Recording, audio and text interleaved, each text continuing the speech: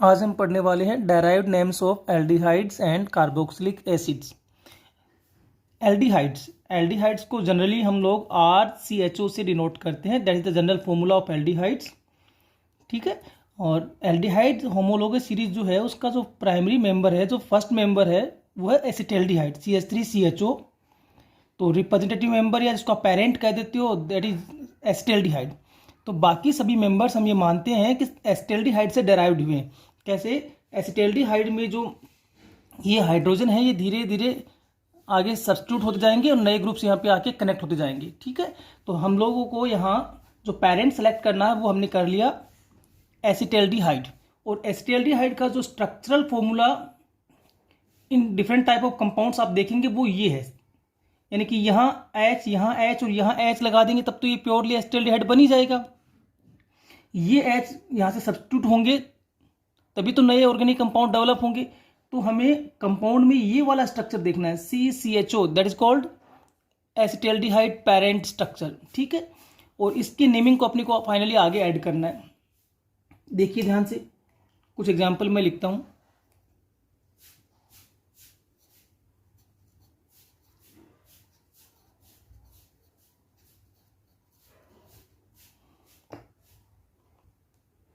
इस एग्जाम्पल को ध्यान से देखिए, CH3CH2CHO।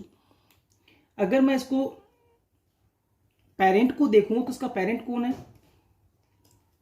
पेरेंट कहाँ है? पेरेंट तो ये स्केलेटन देखना अपने को, CHO कनेक्टेड विद कार्बन, तो CHO कनेक्टेड विद कार्बन, ये पूरा स्ट्रक्चर तो आप किसको रिप्रेजेंट करेंगे? पेरेंट को। तो यानी कि अगर इसको समझे तो ये यहां से लेकर यहां तक का जो स्ट्रक्चर है that is your parent representation. ठीक है। तो इसका तो नेम आपको फिक्स पता ही है क्या क्या लिखना है, एसिटेल्डिहाइड। अब पीछे जो ग्रुप बचा उसको देख लीजिए ध्यान से। पीछे का ग्रुप कौन सा है? 1 कार्बन एल्किल ग्रुप मैथिल। और मैथिल है तो अपन क्या लिख देंगे यहाँ? सबसे पहले methyl and then finally add acetaldehyde. तो नेम क्या हो गया इसका? मैथिल एसिटेल्डिहाइड। अगला एग्जांपल देखते हैं, देखो CH3CCH3CHO। पेरेंट सेलेक्ट करिए। पेरेंट कौन है? Carbon with aldehyde functional group. Carbon with aldehyde functional group, तो ये वो कार्बन है जिसके साथ कौन कनेक्ट है? Functional group. तो इन दोनों को जॉइंटली हम क्या बोल रहे हैं? पेरेंट। और पेरेंट नेम क्या है यहाँ पे? एसिटेल्डिहाइड। अब देखिए ध्यान से, एक चेन ये यहां से रिलीज हो रही है, एक चेन ये इधर रिलीज हो रही। तो ये कौन सा है? मैथिल ग्रुप। ये भी कौन सा है? मैथिल ग्रुप। दो सिमिलर ग्रुप हो तो क्या लिख दें? डाई। कौन से ग्रुप लगे हैं? Maithil and finally add acetaldehyde. तो डाईमेथिल एसिटेल्डिहाइड। कोई कंफ्यूजन नहीं है। एक एग्जांपल और देखते हैं, देखो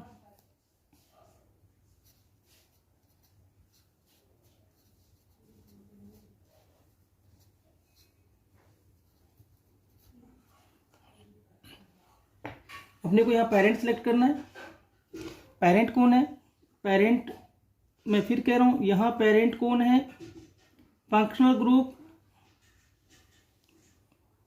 ओ and attached carbon. Functional group और उससे जुड़ा कार्बन जो है वो जॉइंटली हम उसको क्या मान रहे हैं? पेरेंट स्ट्रक्चर मान रहे हैं।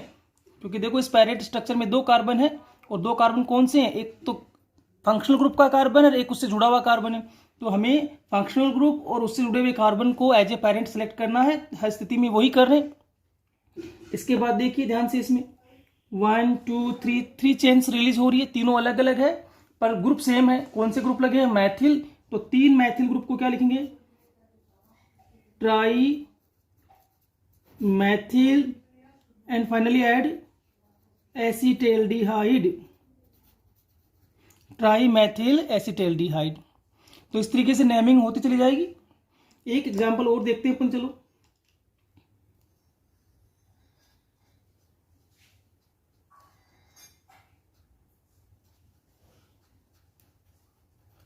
ये लिख दिया मैंने, CH2 double bond CH CH2CHO।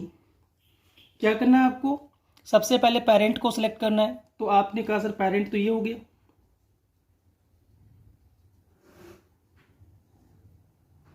ठीक है, ये पेरेंट हो गया। अब इस पेरेंट के बाद जो पीछे की स्ट्रक्चर है उसको ध्यान से देखिए।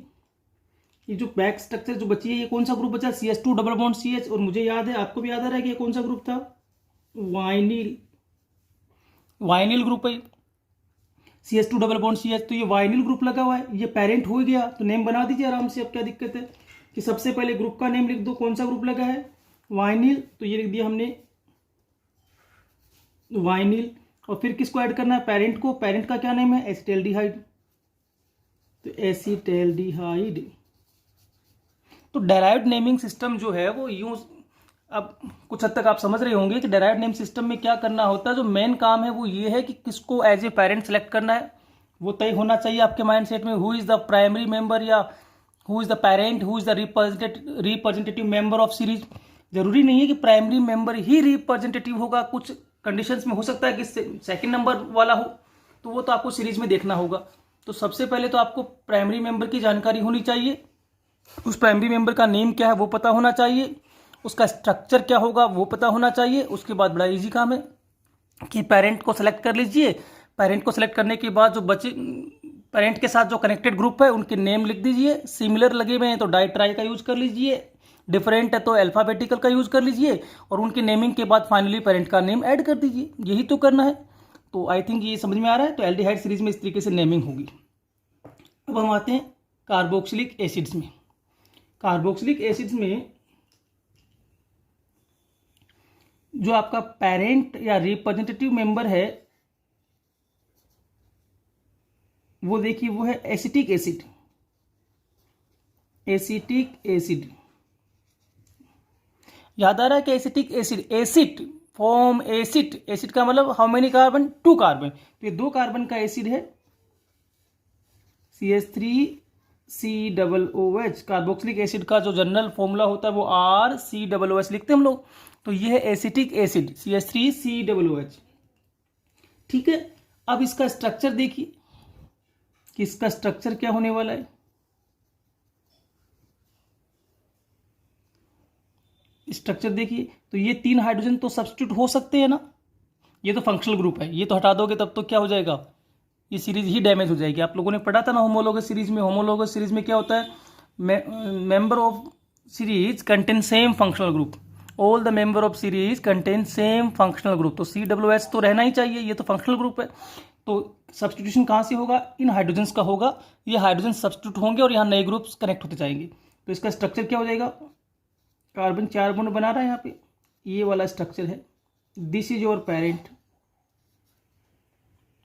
पेरेंट स्ट्रक्चर पता लग गया। यहाँ 3 हाइड्रोजन लगा देंगे तो एसिटिक एसिड्स है। हाइड्रोजन्स को हटाते जाएंगे तो नए कार्बोक्सिलिक एसिड्स कंपाउंड डेवलप होते जाएंगे। तो ये है, कोई डाउटफुल सब्जेक्ट नहीं है इसमें। तो चलिए, तो देखो, पेरेंट सेलेक्ट करेंगे फिर अपने नाम लिखने वाले।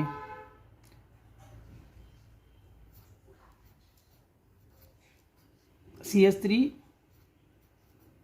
CH2 COOH, ये एक कंपाउंड मैंने आपको दिया जिसका आपको नेम बनाना है। ठीक है, तो मुझे बताइए यहाँ पेरेंट कौन है? पेरेंट सेलेक्ट कर लीजिए। चलिए, तो ये 2 कार्बन का स्ट्रक्चर पेरेंट के तौर पर सेलेक्ट कर लिया। क्यों? देख लीजिए, पेरेंट में एक फंक्शनल ग्रुप है और एक उससे डायरेक्टली कनेक्टेड कार्बन है। तो फंक्शनल ग्रुप और उससे डायरेक्टली कनेक्टेड कार्बन, इन दोनों को अपने एज ए पेरेंट सेलेक्ट करना है। कर लिया। ये ग्रुप क्या बचा है बताओ मुझे? ये जो बचा है वो है मैथिल ग्रुप, मैथिल। और आगे क्या लिख दूं? Acetic acid. तो मैथिल एसिटिक एसिड, यही बनेगा इसका derived name, Maithil acetic acid. ठीक है, दूसरा एग्जांपल देखो।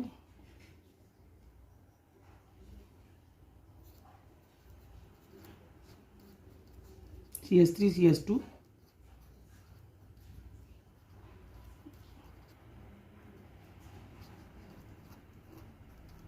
ये वाला कंपाउंड दिया मैंने आपको। सबसे पहले आपको क्या करना है? पेरेंट सेलेक्ट करना है। पेरेंट क्या है यहाँ पे? फिर उस स्ट्रक्चर को देख के आप समझ सकते हो पेरेंट क्या है। Functional group with carbon, functional group with attached carbon, functional group with attached carbon. तो ये फंक्शनल ग्रुप, ये उससे अटैच्ड कार्बन, तो ये फंक्शनल ग्रुप, ये उससे अटैच्ड कार्बन। ये हमने एज ए पेरेंट इस सीरीज में सेलेक्ट कर लिया। अब पेरेंट सेलेक्ट करने के बाद देखिए क्या है, CH3CH2, CH3CH2, ये एक बॉन्ड, इसका मतलब यहाँ से एक हाइड्रोजन हटाया गया था।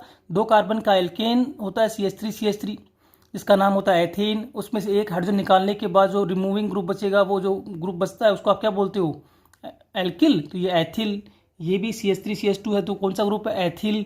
2 एथिल ग्रुप लगे हैं, तो क्या लिख दूं मैं इसको, डाई एथिल। और अब जो पेरेंट का नेम, तो पेरेंट का नेम तो फिक्स है, acetic acid, die ethyl acetic acid, ये इसका नेम हो गया। कोई कंफ्यूजन का काम ही नहीं है, डाई एथिल एसिटिक एसिड।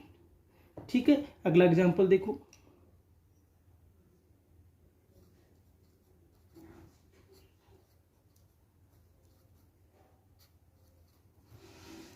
ये वाला एग्जांपल दे दिया।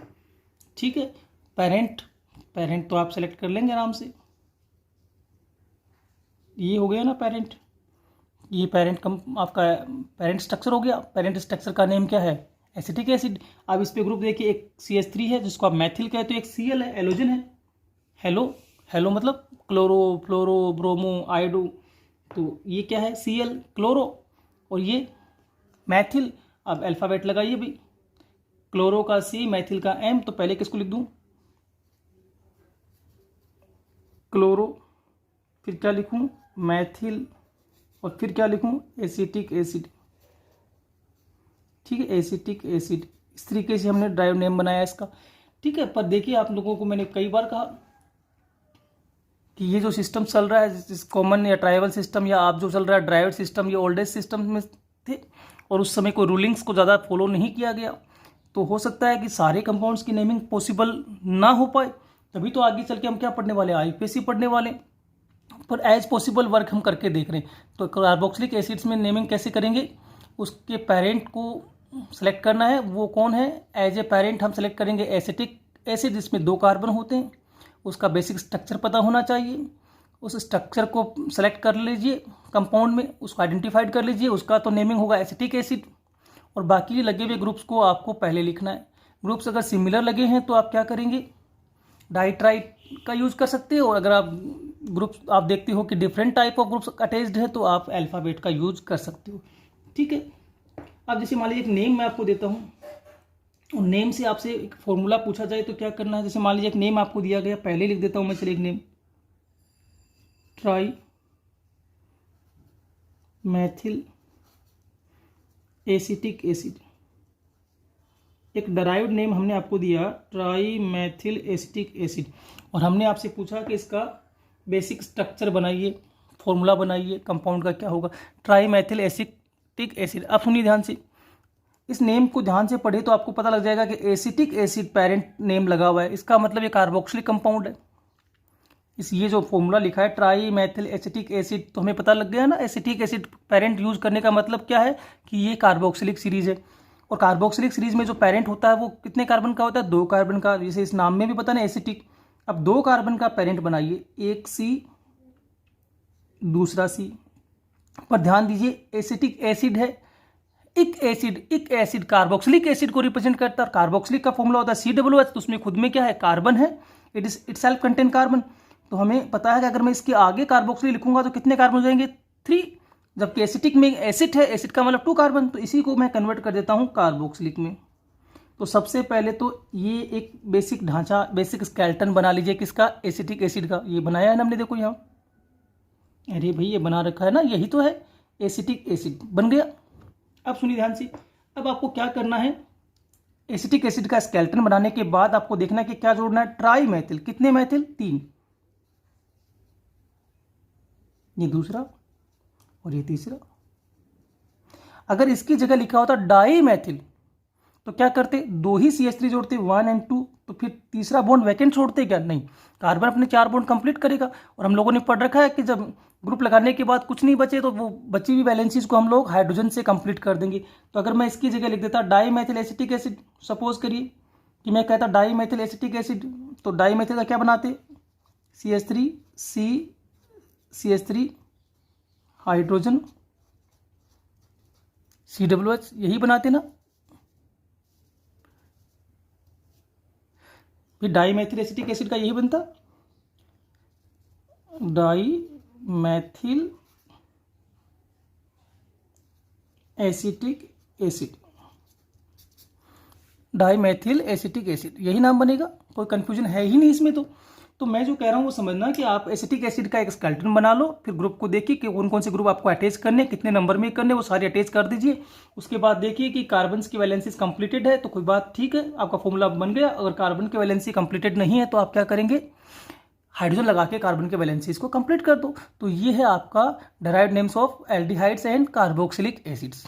ठीक है, आगे जो वीडियो होने वाले हैं उनमें हम लोग अब आईपीएसी सिस्टम पढ़ने वाले हैं। तो हमने 2 सिस्टम कंप्लीट कर दिए, पहला सिस्टम ट्राइबल सिस्टम पढ़ा था हमने और दूसरा सिस्टम डेराइव्ड सिस्टम को हमने कंप्लीट कर लिया।